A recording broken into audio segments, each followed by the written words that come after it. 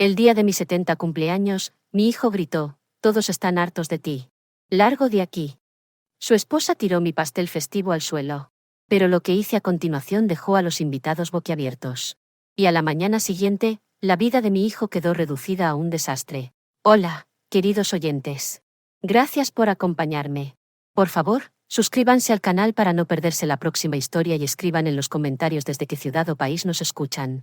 Me reconforta el corazón saber hasta dónde viajan mis palabras. Disfruten del relato. Hoy he cumplido 75 años. El número se sentía redondo, sustancial, como un viejo roble. Te paras frente al espejo por la mañana y te devuelve la mirada desde las profundidades, desde las arrugas alrededor de tus ojos, desde las canas en tus sienes. ¿Tenía miedo? No. Era más bien un desconcierto silencioso. ¿Soy realmente yo? ¿Realmente me ha pasado todo esto a mí? Mi pequeño apartamento de 2 habitaciones en la ciudad olía a azúcar moreno y especias dulces. Había estado ocupada en la cocina desde el amanecer horneando mi famoso pastel de libra de batata, sweet potato pound cake, el que mi madre me heredó. Lo horneé cuando me casé con mi esposo Jabari. Lo horneé para el primer cumpleaños de Kian, para todos sus cumpleaños y para su despedida antes de que se fuera al campo de entrenamiento militar. Sentía como si toda mi vida estuviera impregnada de ese aroma cálido y dulce. Para mí, olía a hogar, a amor. Pasé la mano por la vieja mesa de cocina donde extendía las capas del pastel. Su superficie lisa, salpicada de finos arañazos, recordaba a Jabari, joven y fuerte, arreglando una plancha rota sobre ella, y al pequeño Kian construyendo torres con bloques de madera. Hoy, la mesa solo tenía harina y un rodillo, y mis manos no eran tan rápidas como antes. La masa era fácil de manejar, cálida y viva. Mientras extendía un círculo fino, fragmentos desconectados, no pensamientos completos, jugaban en mi cabeza. Kian había llamado ayer. Mamá, necesito que me saques de un apuro. Es urgente. El coche necesita una pieza nueva, una realmente crítica. Su voz sonaba tan preocupada. ¿Cómo podía decir que no? Saqué lo que tenía ahorrado para emergencias, casi todo mi cheque de la seguridad social, y se lo di. Gracias, mamá. Eres la mejor, dijo, saliendo apresuradamente por la puerta. Suspiré entonces, no por molestia, sino por ese deber maternal específico. Es como una deuda, ¿verdad? Mientras estés viva, tienes que ayudar a tus hijos. Incluso si los hijos tienen casi 50 años y tú te quedas con un par de billetes de $20 arrugados hasta el próximo cheque, está bien. Estoy acostumbrada a vivir frugalmente. Puedo arreglármelas con arroz y frijoles. Lo principal es que ellos estén bien. Una a una, las capas del pastel entraron en el horno y el apartamento se llenó de confort. Miré la fotografía en la pared.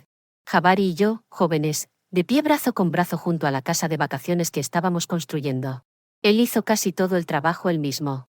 Soñaba con que viviríamos allí tras jubilarnos, plantaríamos rosas y criaríamos a nuestros nietos. No lo logró.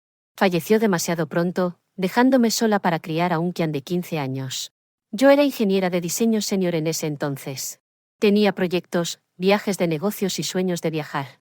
Quería hacer un crucero por los Grandes Lagos, ver la isla Mackinac, pero tuve que renunciar a todo.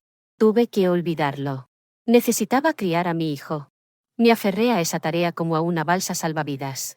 Toda mi vida, toda mi fuerza, todos mis sueños incumplidos, todo fue para él, para mi chico. Y ahora ese chico tiene casi 50 años y todavía le estoy horneando el pastel de batata. Decidimos celebrar el cumpleaños en la Casa del Lago. La Casa del Lago, por supuesto. Según mi nuera, Serafina, mi apartamento era demasiado estrecho y anticuado, como una unidad de almacenamiento. Lo dijo sin inmutarse cuando sugerí recibir a los invitados aquí. Mirando a algún lugar más allá de mí mientras hablaba, Kian simplemente se encogió de hombros como diciendo, bueno, mamá, Serafina tiene razón. La Casa del Lago tiene más espacio y aire fresco. No discutí. La Casa del Lago era, formalmente, mía. Lo único que quedaba de Jabari, de nuestra vida juntos. Pero rara vez iba allí. Serafina y Kian habían estado viviendo allí durante unos 15 años desde que se casaron. La reconstruyeron, la amueblaron a su manera, moderna y de moda. No quedaba nada de Jabari. Incluso cortaron los viejos arces que plantamos juntos. Solo hacen sombra y ensucian, había dicho Serafina. En su lugar había un césped perfectamente cuidado y una moderna fogata de lujo. Visitaba mi propia casa como una invitada. Los invitados comenzaron a llegar alrededor de las 3. Yo había traído bolsas de comestibles en taxi esa mañana, preparando aperitivos, ensaladas y sándwiches. Serafina recibió a los invitados en el porche, sonriendo con un hermoso vestido. Me besó brevemente en la mejilla. Olía a perfume caro y a ligera irritación. Señora Okoro, ¿por qué no se dirige a la cocina? Necesita terminar la tabla de quesos y vigilar los platos calientes para que no se enfríen. Y fui. Mi cumpleaños se convirtió en un día típico de servidumbre. Estuve en la cocina, que apenas reconocía, toda de azulejos brillantes y acero inoxidable empotrado, cortando queso y carne, organizándolos en bandejas. Risas, tintineo de vasos y fragmentos de conversación llegaban desde la sala de estar. Mi nombre solo se mencionó una vez cuando alguien gritó, ¿dónde está la cumpleañera? Serafina respondió con su voz brillante, oh, ella es nuestra pequeña ayudante, ocupada en la cocina, y todos rieron de nuevo. Saqué las bandejas, las coloqué en la mesa e inmediatamente retiré las sucias. Nadie me ofreció asiento. Yo era solo parte de la decoración, silenciosa y funcional. En un momento, me senté en el borde de una silla, a cierta distancia. La conversación giró hacia la casa del lago. Uno de los viejos amigos de Jabari, Elías, Eli Dubois, recordó. Recuerdo, Imani, cuando Jabari y yo plantamos ese pino alto justo aquí. Mira qué grande se ha puesto. Sonreí. Quería apoyar esa cálida isla de memoria. Sí. Y enterramos un tesoro debajo de él. Kian era solo un bebé. Lo envolvimos en un pañuelo. Oh, papá. Por favor, no las viejas historias otra vez, interrumpió Serafina, volviéndose hacia su propio padre. Kian y yo estamos pensando en volar a Turcas y Caicos el próximo año. Las playas allí son increíbles. El servicio es de primera, no como estos viejos pinos y mosquitos.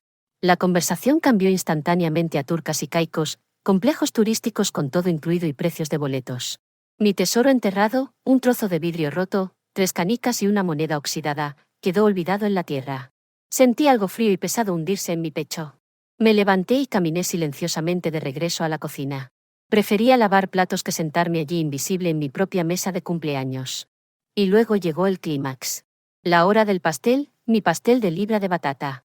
Había pasado medio día en él. Las capas estaban empapadas en glaseado de queso crema, volviéndose tiernas, derritiéndose en la boca.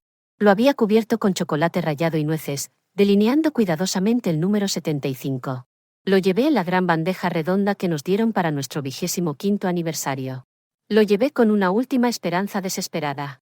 Aquí estaba, mi símbolo de amor, mi regalo principal. Tal vez ahora. Coloqué el pastel en el centro de la mesa.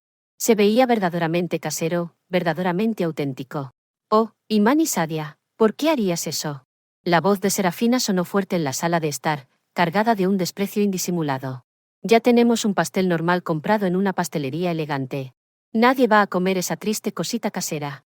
Un silencio incómodo cayó. Sentí como si hubiera dejado de respirar.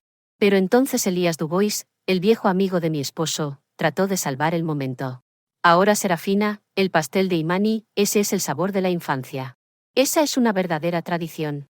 Definitivamente tomaré una rebanada. Dame 2. Y esa fue la gota que colmó el vaso. La palabra, tradición, dicha frente a sus amigos ricos y modernos sonó como un insulto para Serafina. Destrozó la imagen de anfitriona moderna y exitosa que había construido tan cuidadosamente. Su rostro se torció. Una furia fría brilló en sus ojos. Con un movimiento rápido y practicado, agarró mi bandeja. La tradición pertenece a un museo, siseó entre dientes. Y frente a todos los invitados atónitos, volteó la bandeja, tirando mi pastel, mi esfuerzo, mi amor, directamente al bote de basura junto a la pared. Estamos celebrando el futuro. Un silencio absoluto y ensordecedor colgó en la habitación. El único sonido fue el golpe sordo y húmedo cuando el pastel se asentó en el fondo del bote. Todos miraron del bote de basura a mí. Me quedé allí petrificada y miré a mi hijo. Esperé, esperando que se levantara, dijera algo, detuviera esta pesadilla. Kian se levantó. Su rostro estaba escarlata, distorsionado. Miró el horror en los ojos de los invitados, la cara triunfante de su esposa, y encontró un culpable, el más indefenso. Se volvió hacia mí, apuntando con un dedo tembloroso, y gritó tan fuerte que mis oídos tumbaron. Mira lo que hiciste. Nos has avergonzado. Todos están hartos de ti. No puedes comportarte normalmente. Vete de aquí. Largo, te digo. Todos están cansados de ti. En ese momento, algo dentro de mí no se rompió. No. Simplemente se soltó como un cable delgado y demasiado tenso que había estado vibrando con tensión durante los últimos 50 años. No se rompió con un sonido fuerte. Simplemente dejó de existir. El zumbido en mis oídos no se desvaneció. Se enfocó en una sola nota alta y pura, y descendió una quietud profunda e inquietante. Fue como si la parte de mí que había pasado toda su vida esperando, excusando, perdonando y esperando amor acabara de ser estirpada sin anestesia por el movimiento preciso de un cirujano. Miré la cara de mi hijo contorsionada por su grito y me di cuenta, este ya no es mi pastel, esta ya no es mi casa del lago y este ya no es mi problema. Asentí una vez. Un movimiento diminuto, casi imperceptible de mi cabeza hacia arriba y hacia abajo estuvo de acuerdo. Me di la vuelta sin mirar atrás a la cara carmesí de mi hijo ni a las expresiones congeladas de los invitados. Di un paso, luego otro. Mis piernas se movieron solas como si estuvieran en un camino largamente establecido pero olvidado. Detrás de mí había un vacío de silencio. Llegué al vestíbulo y tomé mi vieja gabardina ligera del gancho. Los dedos que temblaban hace media hora mientras ataban mi delantal ahora se movían con precisión segura, abotonando el abrigo. 1, 2, 3. Todo en su lugar. Me puse mi bufanda, tomé mi bolso. Dentro había una billetera vacía, las llaves de mi apartamento en la ciudad y un pañuelo. Eso era suficiente. No me di la vuelta. No dije una palabra. Simplemente abrí la puerta principal, salí al aire fresco de la tarde y cerré silenciosamente la puerta detrás de mí. El clic de la cerradura sonó como un punto final colocado al final de una frase muy larga y agotadora. Caminé hacia la parada del autobús, apenas prestando atención al camino. Las farolas arrancaban de la oscuridad un arbusto de lilas, una cerca caída. El mundo existía en algún lugar separado de mí. Por dentro, solo había esa nota alta y pura. Cancelaba todos los sentimientos. No había dolor, ni herida, ni ira. Solo había una claridad ensordecedora. Un viejo autobús urbano destartalado llegó traqueteando. Me senté junto a la ventana en el frío asiento de cuero sintético. Fuera del cristal, las luces de las casas de extraños y las siluetas de los árboles pasaban a la deriva.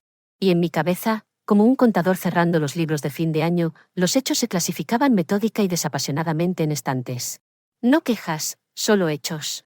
Hecho número 1, mi colgante de oro Mali. Un regalo de Jabari por mi 30º cumpleaños. Oro pesado, color miel. Lo atesoraba. Hace unos 5 años, desapareció. Busqué en todo el apartamento, me preocupé e incluso lloré en secreto. 6 meses después, lo vi en el cuello de Serafina en una foto de vacaciones. Ella reía, con la cabeza echada hacia atrás, y el sol brillaba en mi oro.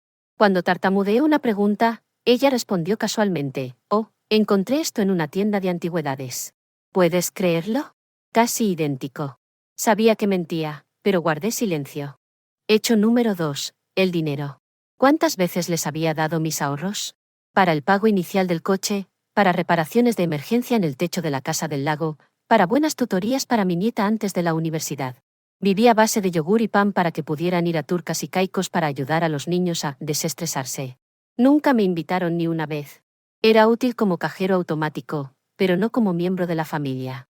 Miraba sus fotos, bronceados y felices contra el mar azul, y me decía a mí misma, lo principal es que estén bien.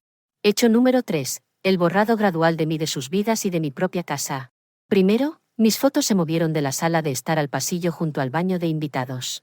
Luego, mi taza favorita, la que usaba para beber té cuando visitaba, se rompió, accidentalmente.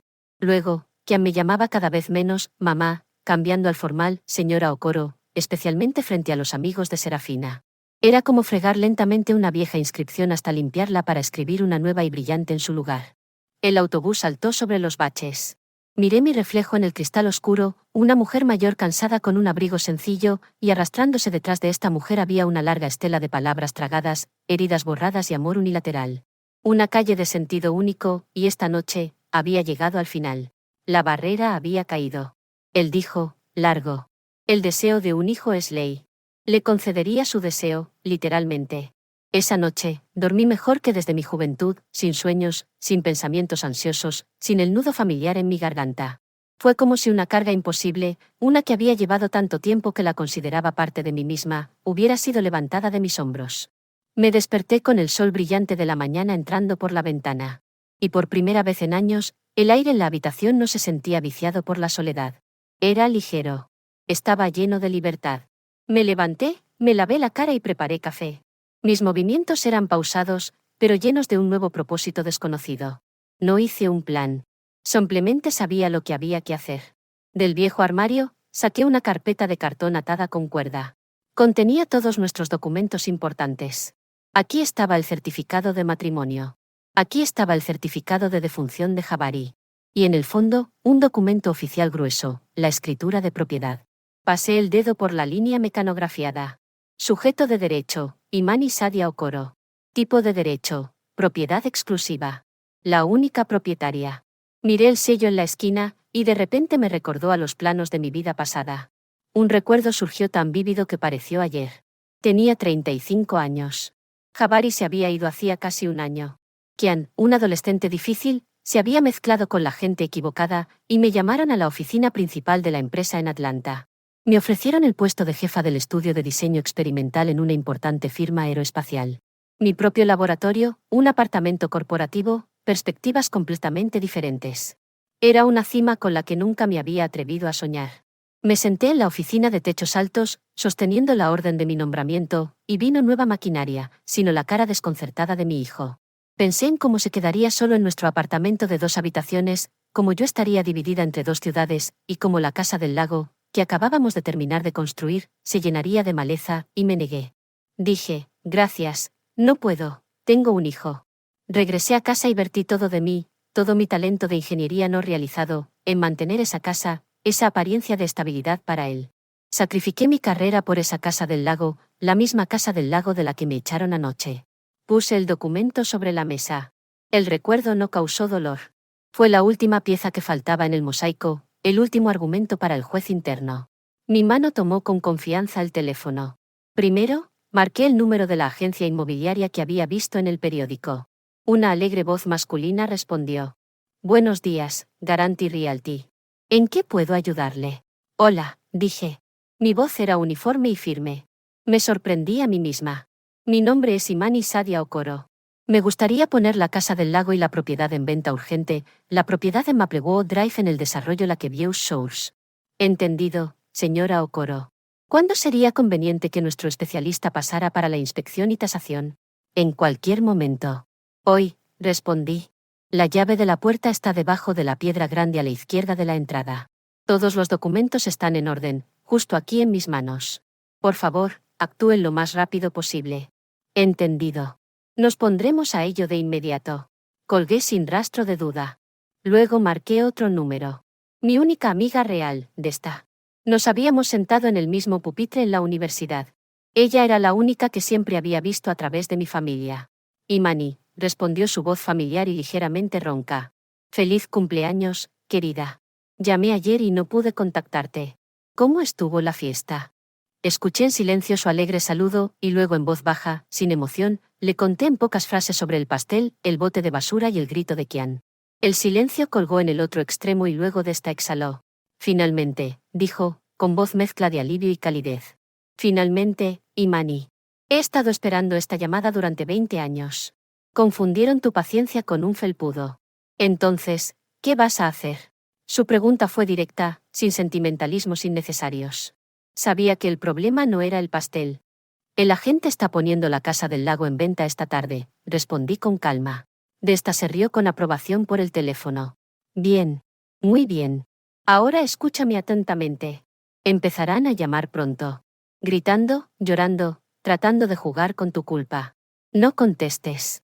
Bajo ninguna circunstancia. Deja que ese cartel de «se vende» hable por ti. Será más elocuente que cualquier palabra. De acuerdo, Desta, dije.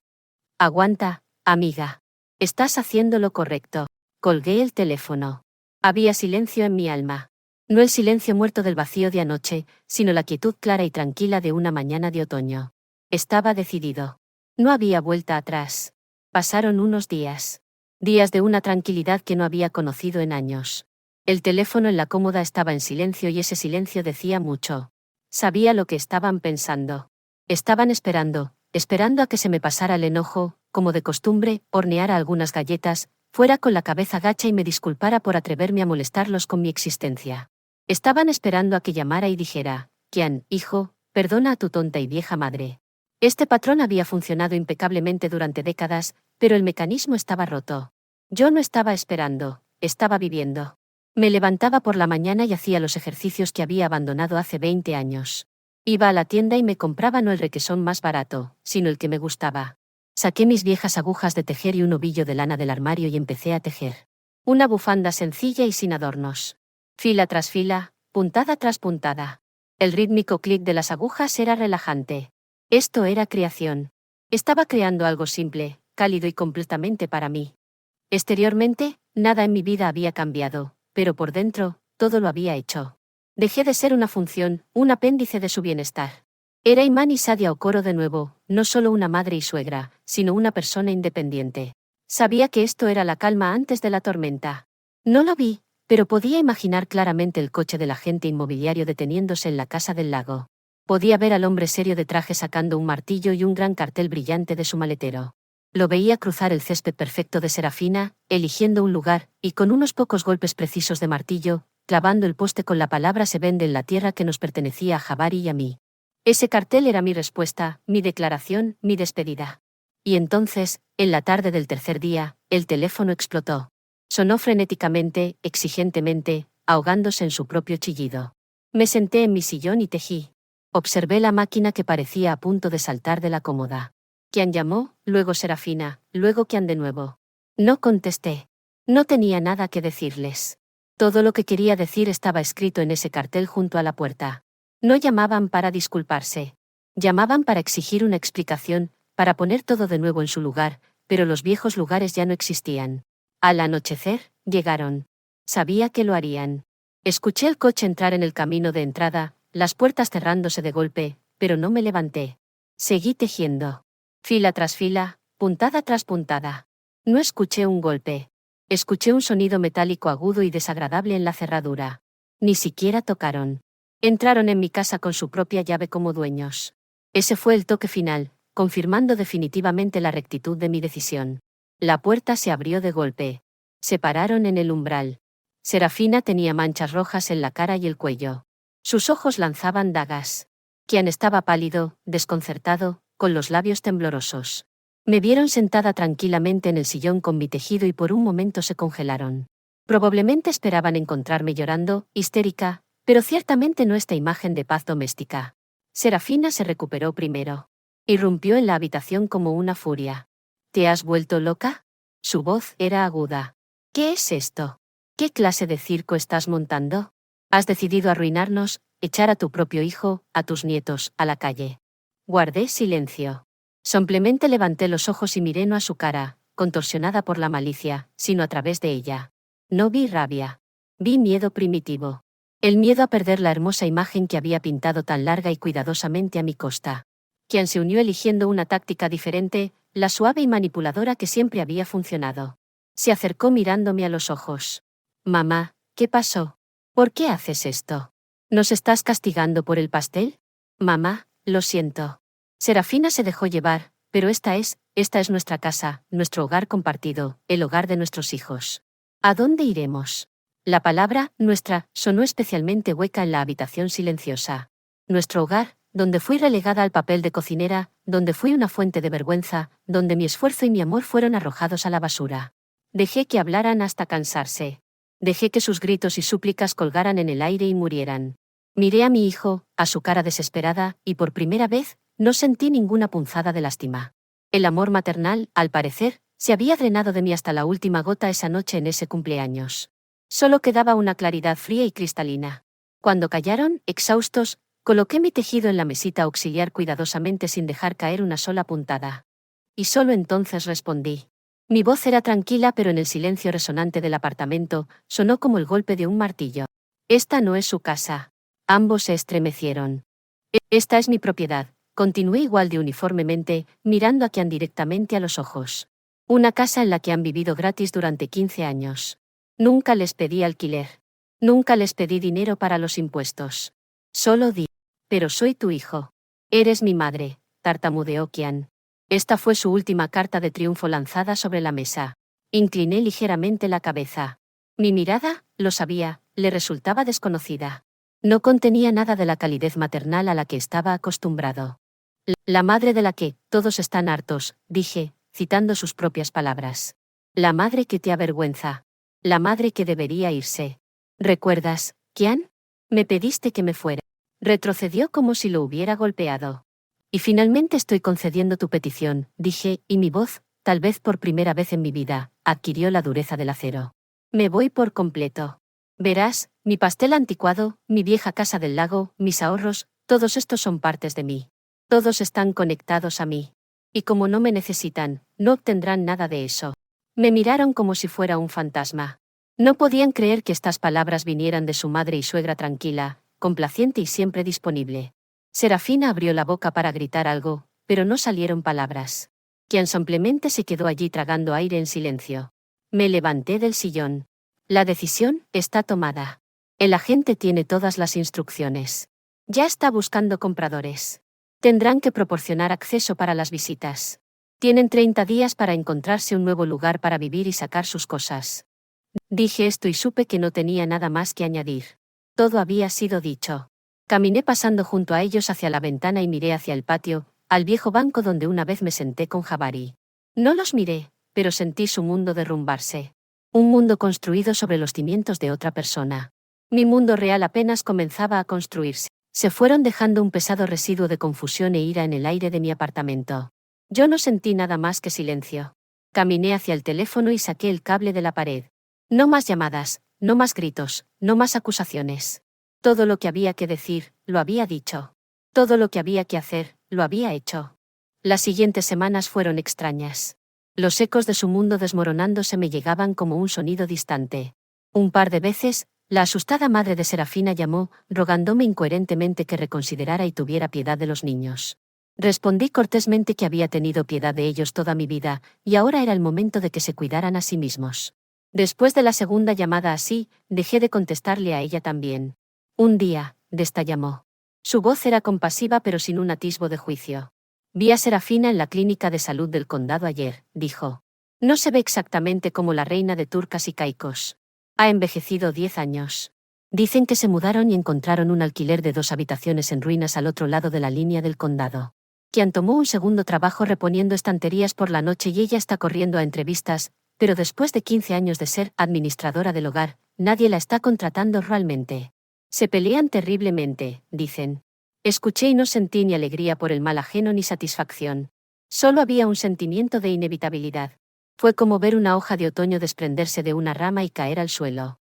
Su vuelo podría ser largo o corto, pero el final está predicho. Se separaron de la rama que los nutría. Yo no fui la causa de su caída. Fui simplemente una condición que habían dejado de cumplir. La casa del lago se vendió sorprendentemente rápido. Los compradores se encontraron casi de inmediato. Una familia joven que, según el agente inmobiliario, se enamoró del lugar a primera vista. El día del cierre, me senté en la oficina de la agencia firmando los papeles. Mi mano no tembló. Cuando la suma de dinero con tantos ceros, una suma que no podría haber imaginado, fue depositada en mi cuenta de ahorros, no sentí euforia. Sentí peso, un peso agradable y sustancial de posibilidades. Esto no era solo dinero. Estos eran los años de mi vida en tierra. Esta era mi carrera no realizada. Estos eran todos los vestidos que no había comprado y todos los retiros a los que no había ido. Todo volvió a mí en forma de transferencia bancaria. Lo primero que hice fue inscribirme en un centro auditivo de alta gama. Había estado escuchando mal de un oído durante años, pero siempre lo descartaba como demasiado caro o algo que podía esperar. Me colocaron un aparato digital pequeño, casi invisible. Cuando salí y lo encendí por primera vez, me congelé. Oí el crujido de las hojas bajo los pies, el canto de un gorrión muy arriba, el zumbido de las líneas eléctricas sobre mi cabeza. El mundo se derrumbó sobre mí en una avalancha de sonidos que había olvidado hacía mucho tiempo. Y lloré por primera vez a través de toda esta terrible experiencia. Pero estas no eran lágrimas de dolor, sino de redescubrimiento. Luego me compré un abrigo. Toda mi vida había usado algo práctico, resistente a las manchas, gris o negro. Pero luego vi este en el escaparate de una tienda. Una gabardina de un azul real profundo y saturado, el color del río Mississippi al atardecer. Era completamente impráctico, pero increíblemente hermoso. Entré y me lo probé. Me quedaba perfecto. Y lo compré sin pensarlo 2 veces. Cuando salí a la calle con ese nuevo abrigo azul, me sentí como otra persona. No una anciana viendo pasar sus días, sino una mujer. Simplemente una mujer. Y luego cumplí mi sueño más antiguo y preciado, al que Jabari y yo nos habíamos aferrado. Reservé un crucero de 10 días por los Grandes Lagos desde Chicago hasta la isla Mackinac. Recordé cómo habíamos ahorrado para ese viaje, y luego todo el dinero se fue a los tutores universitarios de Kian. Está bien, Imani, había dicho Jabari entonces. Nuestro hijo es más importante. Ya llegaremos allí. No llegamos. Y antes de irme, hice una cosa más. Encontré el número de un colegio comunitario en línea y me inscribí en un curso introductorio de diseño textil, batik. De repente, deseé desesperadamente volver a donde había comenzado. Tomar tela y tintes en mis manos y sentir el patrón nacer bajo mis dedos de nuevo. Sentir la armonía emerger del caos del color. Y así, aquí estoy. Estoy de pie en la cubierta de un barco blanco inmaculado. El viento fresco del río agita mi nueva bufanda y me aprieto mi abrigo azul. Las costas verdes, las cúpulas doradas de las iglesias y los pequeños pueblos pasan lentamente a la deriva. El barco se desliza suavemente, cortando el agua, dejando una larga estela de espuma detrás de la popa. En mis manos, sostengo un cuaderno de bocetos. Lo abro en una página limpia. Lápices de colores yacen a mi lado. Miro la onda en el agua, el juego de luces y sombras, y mi mano comienza a trazar un patrón por sí misma, líneas suaves y entrelazadas como olas. No siento ira ni amargura. No guardo rencor hacia el pasado y no tengo miedo del futuro. Solo existe este momento, este cielo azul, esta inmensidad, esta tranquila y profunda sensación de paz tan profunda como el lago mismo. Durante 75 años, mi mundo fue del tamaño de mi pequeño apartamento y la cocina de la casa del lago. Regalé mi vida, mi dinero y mi corazón. Lo tomaron todo y lo tiraron al suelo como ese pastel. Pero sobre esas ruinas, no intenté restaurar la vieja vida. Simplemente me alejé y comencé a construir una nueva, y es toda mía. Gracias por quedarse conmigo hasta el final. Si esta historia te conmovió, por favor dale un me gusta y escribe en los comentarios si tú o tus seres queridos han enfrentado alguna vez una falta de respeto similar. Su apoyo significa mucho para mí. Suscríbanse al canal para no perderse nuevas historias. Estén bien, valórense y vivan de verdad.